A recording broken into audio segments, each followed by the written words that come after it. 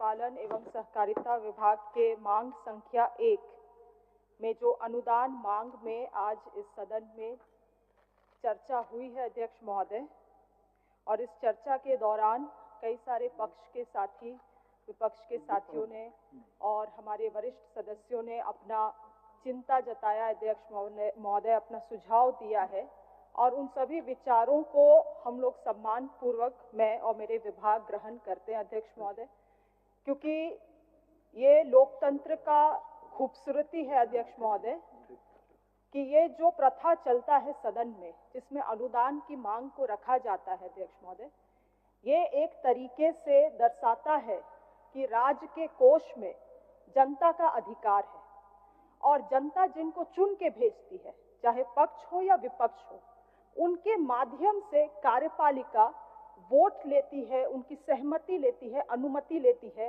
Directly और indirectly. आज जनता, झारखंड की जनता इस राजकोष में अपना अनुमति दे रही है कि इस पैसे को कृषि के लिए, पशुपालन सहकारिता के क्षेत्र में विकास कार्य करने के लिए आप उपयोग कर सकते हैं। इसीलिए ये जिम्मेवारी केवल सत्ता पक्ष की नहीं है अध्यक्ष महोदय, ये जिम्मेवारी आज विपक्ष की भी थी, किंतु ये चिंता का विषय है कि आज इन्होंने सदन से वॉकआउट, आज इतना महत्वपूर्ण दिन में वाद विवाद के वक्त ये लोग वॉकआउट किए अध्यक्ष महोदय, और वो भी क्यों? इनका जो संगठन में अपना अंतरकला चल रहा है नेता प्रतिपक्ष चुनने के लिए अध्यक्ष महोदय, उसके लिए सत्ता का लालसा इनको इतना है कि यहाँ के राज्य की जनता, राज्य के कृषि इनके लिए कोई मायने नहीं रखती है अध्यक्ष महोदय। और आज ये यहाँ पे है नहीं हमें आईना दिखाने के लिए, क्योंकि हमारी सरकार किसी भी तरीके से आलोचना से डरने वाली सरकार नहीं है। हम आलोचनाओं को सुनना चाहते हैं, जानना चाहते हैं, उनको स्वीकार करना चाहते हैं और उसके अनुसार हम लोग इस राज्य को चलाना चाहते हैं। We don't look at the glass as completely filled. We look at the glass as half filled अध्यक्ष महोदय। ग्लास आधा अधूरा है और हम लोग उसी तरीके से देखते हैं ताकि उसको हम लोग और बेहतर कर सके। आज जितने भी माननीय सदस्यों ने अध्यक्ष महोदय बातों को रखा है, आपने इस बात को मैं भी स्वीकारती हूं कि हम लोगों ने काफी कुछ इस विभाग ने किया है अध्यक्ष महोदय, और भी चीजों को करना अभी बाकी है और रास्ता बहुत लंबा है, लक्ष्य भी बहुत दूर है अध्यक्ष महोदय। क्योंकि झारखंड राज्य को अगर देखा जाए तो यहाँ पे अनिश्चितकालीन से अध्यक्ष महोदय खेती बाड़ी किया जा रहा है। पूरा आप छोटा नागपुर क्षेत्र से लेके संथाल क्षेत्र चले जाइए, ऊबड़ खाबड़ इलाका, छोटे भूखंड, वर्षा भी कभी होता है कभी नहीं होता है अध्यक्ष महोदय, मगर बहुत लंबे समय से आदिवासी समाज, मूल निवासी समाज यहाँ पे अपने पारंपरिक ज्ञान को इस्तेमाल करके कई सारी चुनौतियों का सामना करते हुए अपना जो कृषि प्रणाली है उसका ज्ञान को इतना विकसित किया है और अपने कृषि शैली को इसके अनुसार ढालने का काम किया है। और यही कारण है कि विपरीत परिस्थिति में भी हमारे किसान इतना मेहनत करके आज इस राज्य के किसी ना किसी तरीके से इस राज्य की जीडीपी पे भी ऐड करते हैं अध्यक्ष महोदय। और हमारी सरकार लगातार तत्पर भी है किसानों को मदद करने के लिए। आज अगर हम लोग गांव घर में जाए तो अधिकतर गांव में अध्यक्ष महोदय जो सीमांत किसान है उनकी 4 विशेष जो है दिक्कतें वो रहती हैं। पहला, जब खेती का मौसम आता है तो उसका चिंता रहता है अध्यक्ष महोदय कि भाई बीज चाहिए, खाद चाहिए, ये हम लाएंगे कहां से, पहला चिंता। अगर ये पूर्ण भी हो जाए अध्यक्ष महोदय तो उसका दूसरा चिंता होता है कि इस वर्ष बारिश होगा या नहीं होगा। बारिश हुआ तो ठीक, नहीं हुआ तो सुखाड़ का सामना। और अगर बारिश का चिंता अगर ये हो गया अध्यक्ष महोदय तो फिर उसको ये लगता है कि भाई लोन जो मैंने बैंक से लोन लिया है उसको हम चुका पाएंगे, नहीं चुका पाएंगे, मेरा उत्पाद कितना होगा, उसका हम भरपाई कर पाएंगे या नहीं। और अगर उत्पाद अच्छा हो भी गया अध्यक्ष महोदय तो भाई किस बाजार में हम जाएंगे बेचने के लिए, तो क्या हमको सही मूल्य मिलेगा? अगर अधिक उत्पाद हो गया तो क्या मेरे पास उस तरह से रखने के लिए जगह है, स्टोरेज के लिए जगह है? मुख्य रूप से यही 4 चिंता होता है अध्यक्ष महोदय। बहुत बृहद स्तर से नहीं, मगर हमारी सरकार ने प्रयास किया बीज वितरण के माध्यम से अध्यक्ष महोदय। मैं माननीय सदस्यों को इसके पहले पाली में भी बता रही थी, जो लैंप्स पैक्स के माध्यम से 50% हम लोग बीज वितरण करते हैं। आज लगभग हम लोग 5 लाख से अधिक किसानों को ब्लॉकचेन टेक्नोलॉजी के माध्यम से हम लोग 1 लाख से अधिक क्विंटल का बीज वितरण कर चुके हैं। समय का एक माननीय सदस्य बोल रहे थे, कभी समय में वितरण हुआ नहीं हुआ। मैं आंकड़ों को देख रही थी, पूर्व में 4 साल में सही समय में वितरण हुआ अध्यक्ष महोदय, मगर जो चुनावी वर्ष रहा उसमें लोकसभा चुनाव, विधानसभा चुनाव के कारण और आचार संहिता लागू होने के कारण सही वक्त में वितरण नहीं हो पाया। ऐसे कुछ एक्सेप्शंस रहते हैं, बट अदरवाइज उनको समय में बीज वितरण कराया जाता है। और 2020-21 में जो राज्य का पूरा आवश्यकता है उसका 11% ही राज्य सरकार बीज प्रोवाइड कर पाती थी, और आज के दिन में 24-25 में अध्यक्ष महोदय लगभग 36% मांग जो है उसको राज्य सरकार पूरा कर पा रही है। और हम लोग लगातार प्रयासरत है कि इस आंकड़ा को हम लोग बढ़ाते जाए। इरिगेशन का कई सारे माननीयों ने बात किया अध्यक्ष महोदय। हमारा क्योंकि जो दायरा क्षेत्र है वो 1 एकड़ से लेकर 5 एकड़ तक है, तो इसमें जितने भी तालाब का जीर्णोद्धार हुआ, डीप बोरिंग हुआ, पर्कुलेशन टैंक हुआ, तमाम चीजों को हम लोग करते हैं। और ये सारी चीजें माननीय विधायकों के अनुशंसा से ही होती है उस क्षेत्र में अध्यक्ष महोदय। हमारी एक माननीय सदस्य कह रही थी कि तालाब डीप बोरिंग कम हो जाती है। मैं भी इस बात से मानती हूं, क्योंकि बहुत सारे किसानों का ये मांग है। पिछले पूर्व 5 साल में लगभग 6000 तालाबों का हम लोगों ने जीर्णोद्धार किया है, 11000 पर्कुलेशन टैंक बनाए हैं, 22000 पंप सेट बांटे अध्यक्ष महोदय, मगर फिर भी ये कम है। जिस संख्या में यहाँ पे किसान है और अधिक करने की आवश्यकता है, और इस सुझाव को निश्चित रूप से मैं लेती भी हूँ। इस बार एक नया चीज अध्यक्ष महोदय हम लोग कर रहे हैं, वो है बिरसा पक्का चेक डैम। कई सारे झारखंड राज्य में बरसाती नदियां हैं, उन नदियों को बहाव को हम लोग खेत की तरफ कैसे मोड़ पाए अध्यक्ष महोदय, इसके लिए एक नया योजना के लिए प्रावधान किया गया है, बिरसा पक्का चेक डैम योजना, ताकि छोटे छोटे ऐसे जो बरसाती नदियां होती हैं उनमें भी loose boulder check dam create करके हम लोग पानी को खेतों तक पहुंचा सके। फाइनेंशियल स्टेबिलिटी, आर्थिक सुरक्षा का मैं बात कर रही थी अध्यक्ष महोदय किसानों के लिए, और तमाम माननीय सदस्यगण ने भी इस चीज को एक्नॉलेज किया है कि इस सरकार ने पहली बार केसीसी ऋण माफी 50,000 से शुरू किया और आज के दिन में 2 लाख रुपए तक कर रही है। अध्यक्ष महोदय, जानकारी के लिए मैं एक बात बताना चाहूंगी कि क्योंकि ये इशू है, क्योंकि हम लोगों ने अभी तक जो लोन माफी किया है बैंक्स के सहयोग से, वो केवल और केवल स्टैंडर्ड लोन के लिए है। स्टैंडर्ड लोन्स वो लोन अकाउंट है जिसका रिपेमेंट टाइमली बेसिस में होता रहा है, वैसे खातों का हुआ है। और बहुत जल्द एनपीए खाता के लिए भी हम लोग एक निर्णायक फैसला लेने वाले हैं अध्यक्ष महोदय, माननीय मुख्यमंत्री हेमंत सोरेन जी के निर्देश के अनुसार। किंतु अध्यक्ष महोदय, यहाँ तक केवल हम लोग सीमित नहीं है। 2006 में जब यूपीए की सरकार थी और इंटरेस्ट सबवेंशन का स्कीम भी लाया गया था, तो केसीसी लोन के लिए जो 7% ये होता है अध्यक्ष महोदय इंटरेस्ट, उसमें 3% केंद्र सरकार व्यय लेती है, और जो 4% होता है उसका 2% राज्य सरकार और 2% किसान को देना पड़ता है। अध्यक्ष महोदय, हमारी सरकार ने ये निर्णय लिया कि वो जो 2% किसानों का है वो भी राज्य सरकार ही भार उठाएगी, और आज यही कारण है अध्यक्ष महोदय कि 7% इंटरेस्ट भी टाइमली रिपेमेंट होने में किसानों को वापस हो जाता है। अध्यक्ष महोदय, मैं बात कर रही थी स्टोरेज कैपेसिटी के लिए, और आज इस बार सभी माननीय सदस्य चाहते हैं कि उनके क्षेत्र में, उनके विधानसभा में कोल्ड स्टोरेजेस बने। अध्यक्ष महोदय, जो मॉडल कोल्ड स्टोरेज का प्रोग्राम था उसके तहत हम लोगों का प्रयास था कि हर एक डिस्ट्रिक्ट में 5000 एमटी का हम लोग कोल्ड स्टोरेजेस बनाए, और वो प्रक्रियाधीन भी है। कुछ जिला है जो उससे थोड़ा वंचित है, रामगढ़ उसमें से एक है, धनबाद है, बोकारो है अध्यक्ष महोदय, और खूंटी है। विशेष रूप से नहीं, वहां पे प्रक्रियाधीन है। ये 4 ही जिला है जहां पे अभी तक टेकअप नहीं हुए हैं। मैं आपको स्थल बता दूंगी उस जगह में जहां पे कार्य अभी चल रहा है। तो ये 4 जिला अध्यक्ष महोदय, उसमें से रामगढ़ और खूंटी को देखा जाए तो हमारे माननीय सदस्य सही कह रही थी कि रामगढ़ भी एक बहुत ही सब्जी उत्पाद में बहुल क्षेत्र है, वहां पे आवश्यकता है, और निश्चित रूप से आने वाले समय में इन 4 जिलों में भी हम लोग टेकअप करने का काम करेंगे अध्यक्ष महोदय। किंतु अगर आप देखें तो कोल्ड स्टोरेज ही समाधान नहीं है, खास करके 5000 एमटी का, क्योंकि बना तो हम लोग ले रहे हैं मगर दिक्कत है उसको संचालन करना। आज हमारे किसान, हमारे एफपीओज उतना मजबूत नहीं है अध्यक्ष महोदय कि 5000 एमटी के कोल्ड स्टोरेजेस को संचालन कर सके। इसीलिए मैं बढ़ावा देना चाहती हूँ वैसे छोटे कोल्ड स्टोरेजेस का, चाहे 5 एमटी के हो या 30 एमटी के हो, जो कि आपके बाजार के पास में रहे, जिससे कि छोटे किसानों को लाभ मिल सके। क्योंकि पिछले बार भी एक माननीय सदस्य बोल रहे थे अध्यक्ष महोदय कि कोई जिला में जाके कोई छोटा किसान संभव नहीं है कि वो सब्जी पहुंचाएगा 100 किलोमीटर दूर।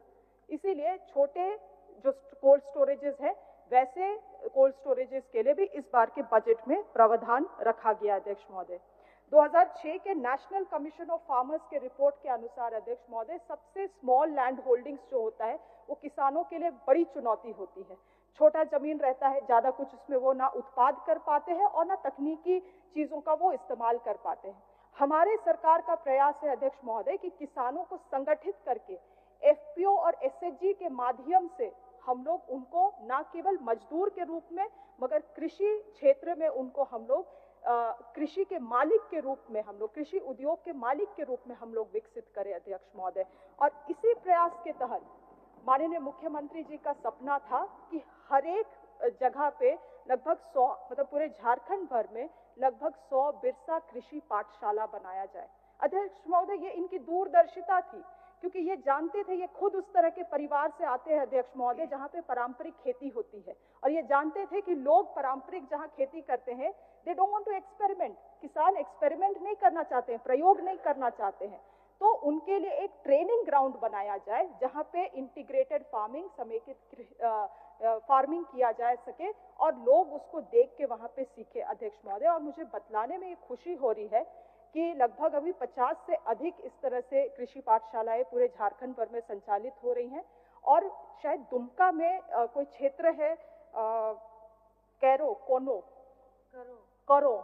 है अध्यक्ष महोदय, वहां की जो बिरसा पाठशाला चलाई जा रही है उसमें से 22 लाख रुपया सालाना रेवेन्यू का टर्नओवर हो रहा है। तो ये संभव है और किसान वहां आ रहे हैं, देख रहे हैं, सीख रहे हैं और उसको अपने खेत में फिर प्रयोग करने का काम भी कर रहे हैं अध्यक्ष महोदय।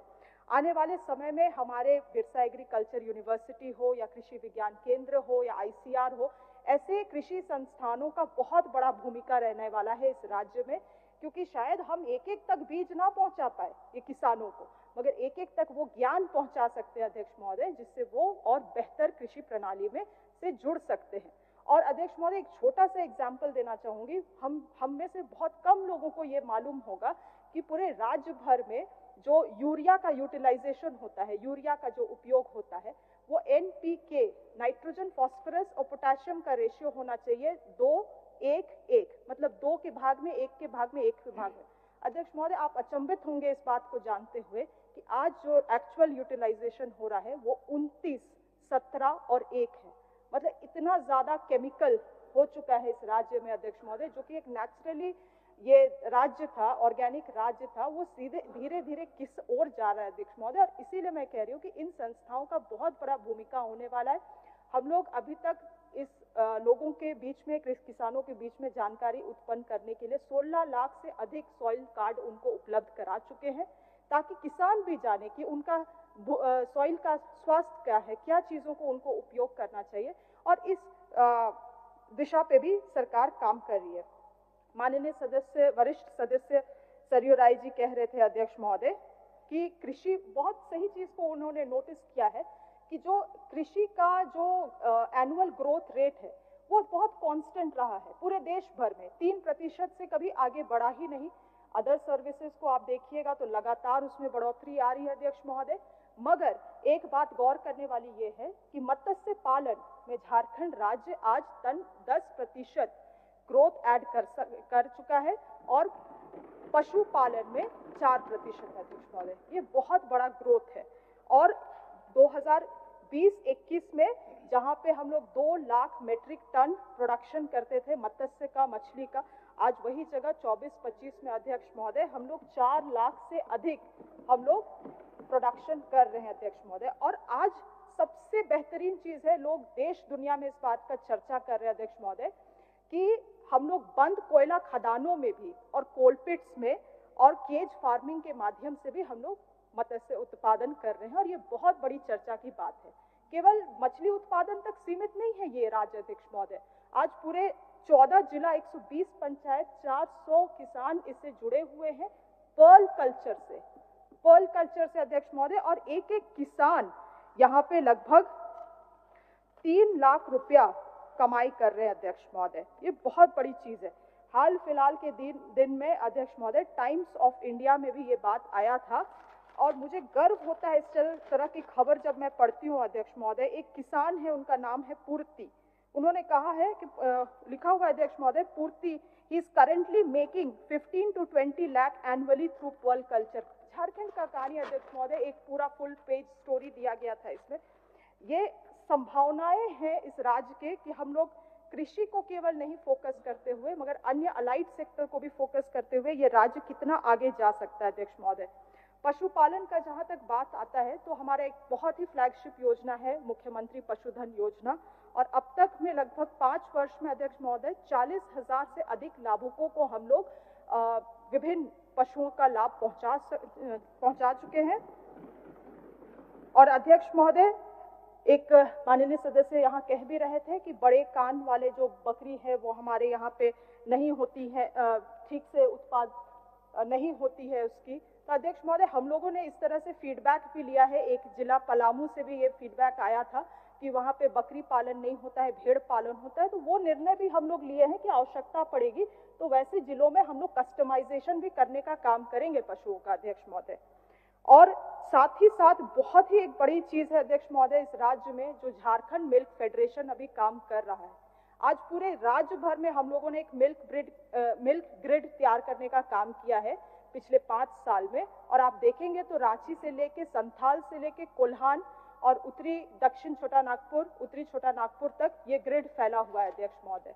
और हर लगभग 7-8 जगहों पे हम लोगों के पास 5,000 लीटर कैपेसिटी का डेयरी प्लांट है।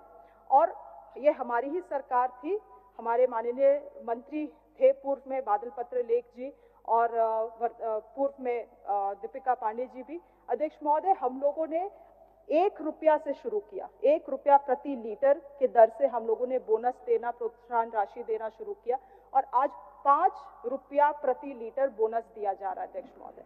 और मैं आपको बतलाना चाहूंगी कि पूरे देश भर में मुझे कभी कभी अचंभित होता है अध्यक्ष महोदय कि इतना गरीब राज्य मगर दिल खोल के देने वाला हमारा ही एक सरकार है।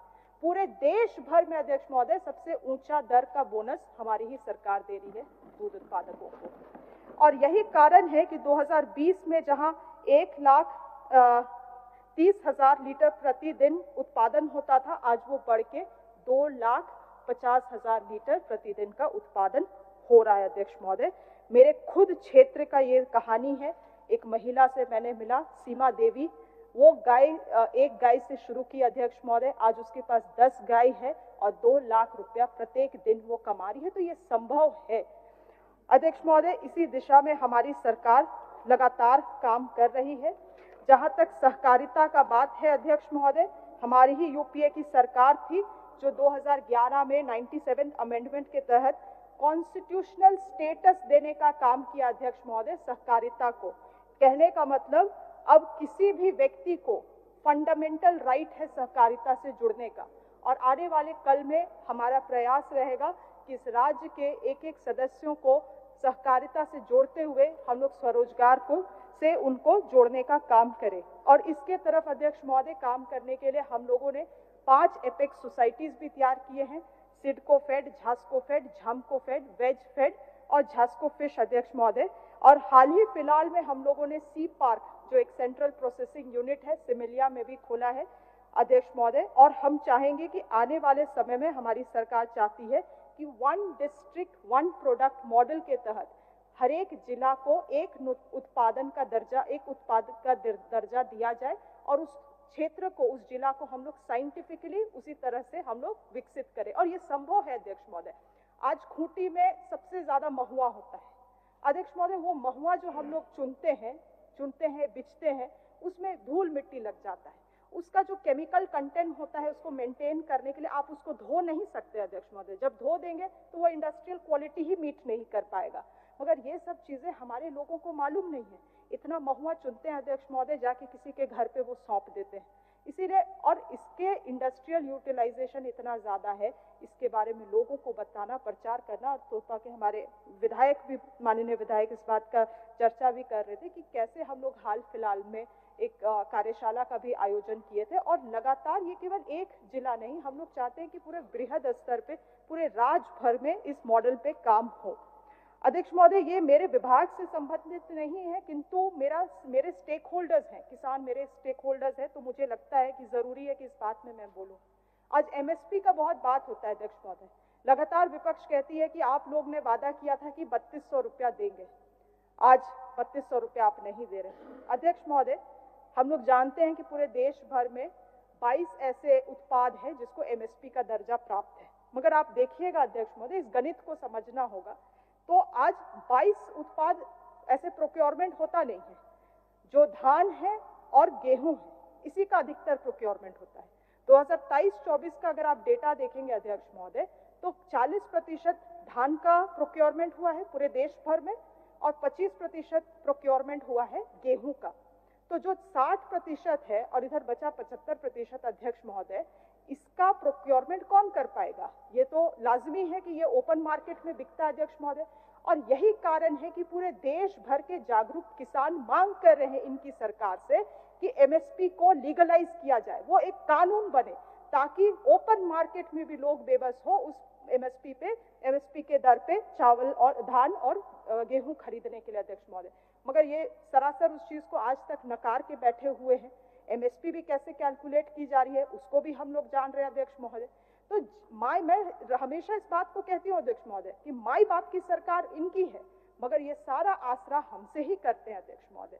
आज भी कई सारे माननीय सदस्य इस बात को बोल रहे थे कि इनको नहीं मिल रहा है, दिव्यांगों को नहीं मिल रहा है, वृद्धाओं को नहीं मिल रहा है। अध्यक्ष महोदय, हमने अपने तरफ से जो किया है उसका कुछ आधा भी ये करके हम लोगों को दे दे इस राज्य को, तो शायद इस राज्य को चलाने में हमें भी मदद होगी अध्यक्ष महोदय। खैर, हमारे कई सारे माननीय सदस्यों ने आज बहुत ही बहुमूल्य चीजों को पटल पे रखा है अध्यक्ष महोदय, और मैं सुझाव के तहत हमारे माननीय विधायक मथुरा प्रसाद महतो जी, बहुत आपको धन्यवाद देना चाहती हूँ अध्यक्ष महोदय। उन्होंने अपने भाषण के बाद मुझे एक आभार पत्र भी दिया है, और अध्यक्ष महोदय मुझे लगता है ये सबसे बेहतरीन चीज़ है जो बहुत दिनों के बाद मुझे मिली है। और अध्यक्ष महोदय, हम लोग ज़्यादा कुछ इस दुनिया से अर्जित करके नहीं जाएंगे, मगर मुझे लगता है ये कुछ ऐसी छोटी पूंजियाँ हैं अध्यक्ष महोदय जो हमें मिलते रहती है बड़ों की आशीर्वाद।